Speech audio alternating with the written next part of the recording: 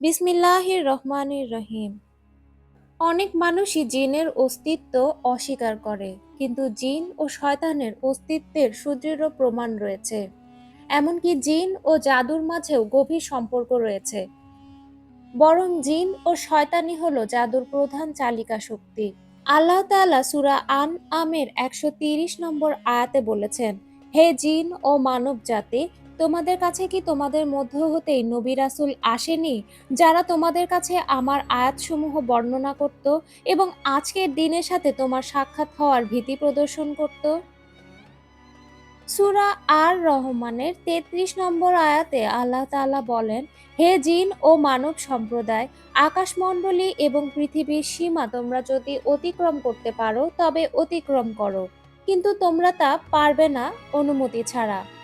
জিন একবচন শব্দটি কোরআনে ২২ বার উল্লেখ করা হয়েছে। জিন এবং পরী নিয়ে মানুষের মধ্যে রয়েছে হাজারো কৌতূহল। কেউ কেউ অতি আবেগে এই ব্যাপারে বিভিন্ন অবাস্তব ঘটনা সৃষ্টি করে।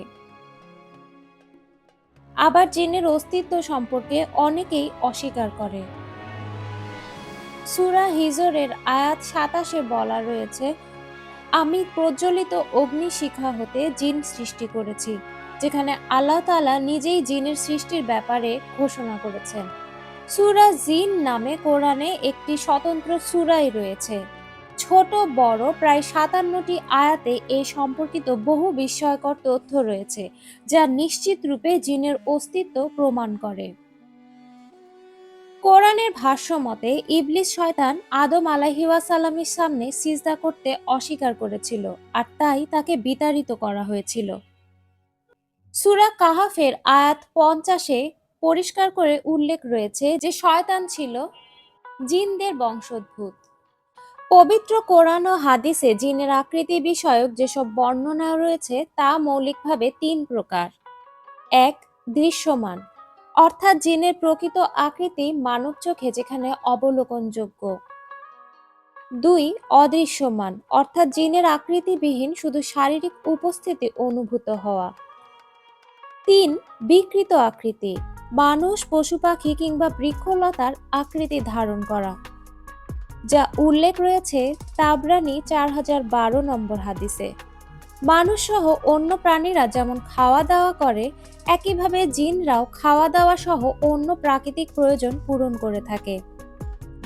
আল্লাহর নামে জবাইকৃত পশুর হাড় হাড্ডিই হলো জিনেদের খাবার। একবার জিনের একটি দল নবী সাল্লাল্লাহু আলাইহি ওয়াসাল্লামকে নিয়ে তাদের এলাকায় গিয়েছিল, যেখানে নবীজি তাদেরকে কোরআন তেলাওয়াত করে শোনালেন। অতঃপর তারা জিজ্ঞেস করলো, আমাদের হালাল খাবার কি? নবী করিম সাল্লাল্লাহু আলাইহি ওয়াসাল্লাম বললেন, ওই প্রত্যেকটি পশুর হাড় যা আল্লাহর নামে জবাই করা হয়, আর সেগুলোই জিনদের খাবার। মহান আল্লাহ তাআলা নিজ প্রজ্ঞাগুণে প্রতিটি বস্তু জোড়ায় জোড়ায় সৃষ্টি করেছেন। তাই জিন জাতির মধ্যেও রয়েছে নর এবং নারীর জোড়া। মানুষের মতো তাদেরও রয়েছে বাচ্চা প্রজননের নির্ধারিত প্রক্রিয়া। জিন জাতি আল্লাহর মাখলুকের মধ্য থেকে একটি মাখলুক। মহান আল্লাহ তাআলা তাদের রব। মানুষের মতো জিনদের ক্ষেত্রেও ধর্মীয় অনুশাসনের বাধ্যবাধকতা রয়েছে। তাদের ইহকালীন কৃতকর্মের জন্য হাসরের ময়দানে নিজ নিজ কর্মের হিসাব দিতে হবে। সৎ কর্মশীলদের জন্য জান্নাত এবং মন্দ কর্মের জন্য অপরাধীদের জাহান্নামে নিক্ষেপ করা হবে। তবে জিনরা মানবদেহের শিরা উপশিরায় বিচরণ করতে পারে কিনা সেটা নিয়ে বিতর্ক রয়েছে। জিনেরা চাইলে মানুষের জ্ঞান বৃদ্ধির উপর প্রভাব ফেলতে পারে। অনেকেই ধারণা করে থাকে যে জিনেরা অদৃশ্য বিষয় সম্পর্কে জ্ঞাত, যা কিনা ভুল ধারণা। আসমান ও জমিনের কোনো অদৃশ্যের সংবাদ আল্লাহ ছাড়া আর কেউ জানে না। জিন মানুষের মস্তিষ্কে প্রভাব বিস্তার করতে পারলেও নেককার মুসলমানদের ক্ষেত্রে তার প্রচেষ্টা নিষ্ফল হয়। পবিত্র কোরআন শরীফে জিন ও শয়তানের উদ্দেশ্যে মহান আল্লাহ তাআলা বলেছেন, যারা আমার একনিষ্ঠ বান্দা তাদের প্রতি তোমার কোনো প্রভাব কার্যকর হবে না। হযরত মুহাম্মদ সাল্লাল্লাহু আলাইহি ওয়াসাল্লামের সামনে উপস্থিত একদল জিন পবিত্র কোরআন শুনে ইসলাম ধর্ম গ্রহণ করেছিলেন। সূরা জিন পবিত্র কোরআনের ৭২তম সূরা, যেখানে বিস্তারিত আলোচনা করা হয়েছে। সূরা জিনে জিন জাতি সম্পর্কে বিস্তারিত আলোচনা করা হয়েছে। এই সূরার কেন্দ্রীয় বিষয় এই বার্তা দেওয়া যে মানুষের মতো জিনেরাও শরীয়ত পালনে শামিল রয়েছে। এই সূরায় বলা হয় জিনেরা মানুষের মতোই বিভিন্ন বিধান পালনের জন্য নির্দেশপ্রাপ্ত এবং জিনদের মধ্যে বিশ্বাসী, অবিশ্বাসী, সৎ, অসৎ সবই রয়েছে। জিনদের একটি দল কোরআন শুনেছে এবং এর ফলে প্রভাবিত হয়েছে। নবী করিম সাল্লাল্লাহু আলাইহি ওয়াসাল্লামের নবুয়ত প্রাপ্তির পর জিনেরা বিশ্বজগতের ব্যবস্থায় বেশ কিছু পরিবর্তন লক্ষ্য করে। একসময় তারা আসমান পর্যন্ত যেতে পারত, কোনো রকম বাধাপ্রাপ্ত হতো না। অথচ এবার তারা দেখতে পেল আসমানে যাওয়ার চেষ্টা করলে উল্কাপিণ্ড দিয়ে তাদেরকে পিছনে হটিয়ে দেওয়া হয়। জিনেরা এই পরিবর্তনের কারণ জানতে কৌতূহলী হয়ে ওঠে। এর রহস্য উদ্ঘাটনের জন্য তাদের একটি দল বিশ্ব পরিভ্রমণে বের হয়। একদিন রাসূল সাল্লাল্লাহু আলাইহি ওয়াসাল্লাম কিছু সাহাবীর সঙ্গে তায়েফের পথে উকাজ বাজারে যান। নাকলা নামক একটি স্থানে তিনি ফজর নামাজ আদায় করছিলেন। জিনদের সেই দলটি তখন সেই পথ দিয়ে যাচ্ছিল। পবিত্র কোরআন শুনে তারা বিশ্ব ব্যবস্থার পরিবর্তনের রহস্য উদ্ঘাটন করতে পারে। এরপর তাদের অন্তর নরম হয়ে যায়। কোরআনের সত্যতার সামনে তারা মাথা ঝুঁকিয়ে দেয়। কেবল তারা নিজেরাই ঈমান আনেনি, বরং ফিরে গিয়ে নিজেদের সম্প্রদায়ের সদস্যদের ঈমানের দাওয়াত দিয়েছে। তাদের সামনে আল্লাহ তাআলার বর্ণনা দিয়েছে। তারা একথাও স্বীকার করেছে যে তারা সবাই একই বিশ্বাস পালন করে না। কেউ বিশ্বাসী, আবার কেউ অবিশ্বাসী, কেউ জান্নাতি আর কেউ জাহান্নামী, যা সূরা জিনের আয়াত ১৪ থেকে ১৭-তে বর্ণনা করা রয়েছে। জিনদের প্রসঙ্গে এই সূরায় আরো বলা হয়েছে যে রাসূল সাল্লাল্লাহু আলাইহি ওয়াসাল্লাম আল্লাহর হুকুম মোতাবেক মানুষকে ঈমান ও তাওহীদের দাওয়াত দিয়েছেন। এই সূরায় এটাও ঘোষণা করা হয়েছে যে একমাত্র আল্লাহ তাআলা ছাড়া কেউ অদৃশ্যের জ্ঞান রাখেন না, আর কিয়ামতের প্রকৃত সময়ও আল্লাহ তাআলা ছাড়া কেউ জানেন না, এবং পৃথিবীতে সমস্ত মসজিদই আল্লাহ তাআলার নামে রয়েছে। ইসলামের দাওয়াত সবার জন্য, পৃথিবীর প্রতিটি জাতির জন্য, মানব জাতির জন্য যেমন জিন জাতির জন্য তেমন, যা বর্ণনা করা হয়েছে আয়াত ১ থেকে ৫-এ। এছাড়াও আয়াত নম্বর ৬-তে বলা হয়েছে জিনদের সাহায্য গ্রহণ করা অনেক বড় বড় ক্ষতির কারণ। রাসূল সাল্লাল্লাহু আলাইহি ওয়াসাল্লামকে যেমন মানব জাতির জন্য তেমন জিন জাতির জন্য রাসূল হিসেবেই পাঠানো হয়েছিল। কুরাইশরা যেন জেনে নেয় যে জিনরা উদ্ধত ও অবাধ্য হওয়া সত্ত্বেও যখন কোরআন শুনেছে, তারা ঠিকই রাসূল সাল্লাল্লাহু আলাইহি ওয়াসাল্লামের প্রতি ঈমান এনেছে। আর ইসলামী শরিয়া কেবল মানুষের জন্য নয়।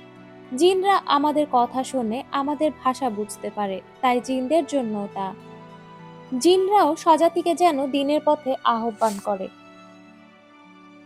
ইবনে আবি হাতিম থেকে বর্ণিত, একসময় জিনরা মানুষকে ভয় করত, বরং অনেক বেশি ভয় করত, যেমন মানুষ এখন জিনদের ভয় করে।